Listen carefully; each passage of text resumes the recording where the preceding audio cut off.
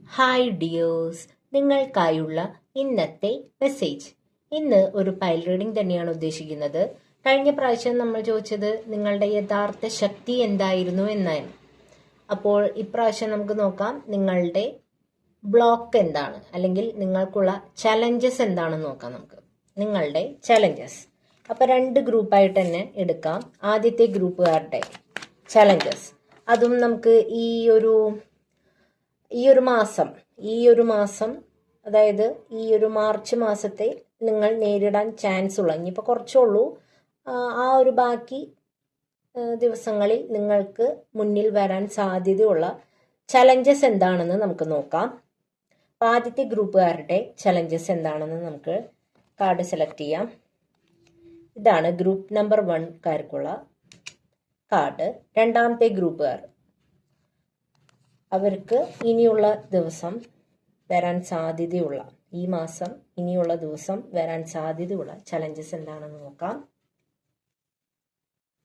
ഇതിലേതെങ്കിലും ഒരു card select ചെയ്യുക.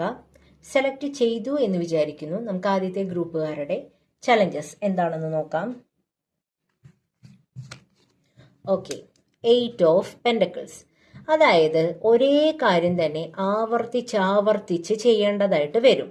ഒന്നില്ലെങ്കിൽ അതിനൊരു പെർഫെക്ഷൻ ഇല്ലായ്മയായിരിക്കാം. എത്രയൊക്കെ ചെയ്താലും പിന്നെയും അത് റിപ്പീറ്റഡ് ആയിട്ട് ചെയ്യേണ്ടതായിട്ട് വരും. ഇപ്പോൾ ഒരു ടാസ്ക് കിട്ടിയിട്ടുണ്ട്, അത് നിങ്ങൾ ഓൾറെഡി അതിൽ വർക്ക് ചെയ്തു, പക്ഷേ എന്നാലും ചില സാഹചര്യങ്ങൾ മൂലം അത് പിന്നെയും ചെയ്യേണ്ടതായിട്ട് വരുന്ന ഒരു അവസ്ഥ നിങ്ങൾക്ക് വരും. അതാണ് നിങ്ങൾക്ക് വരാൻ സാധ്യതയുള്ള ചലഞ്ചസ്. രണ്ടാമത്തെ ഗ്രൂപ്പുകാർക്ക് മുന്നിൽ വരാൻ സാധ്യതയുള്ള ചലഞ്ചസ് ഏതാണെന്ന് നോക്കാം.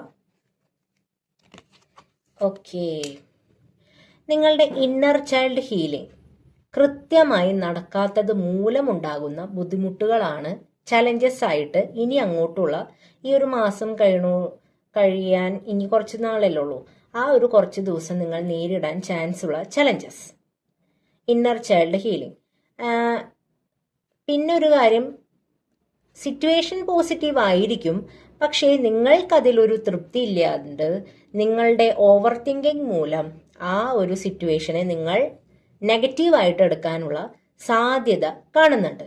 ഒരു എന്താ പറയാ, ഒന്നിനോടും ഒരു തൃപ്തിയില്ലായ്മയോ ഒന്നിനോടും ഒരു താല്പര്യമില്ലായ്മയൊക്കെ തോന്നാനുള്ള സാധ്യത കാണുന്നുണ്ട്. ഒരു എനർജറ്റിക് അല്ലാത്ത ഒരു അവസ്ഥയിലൂടെ കടന്നു പോകാനും സാധ്യത കാണുന്നുണ്ട്.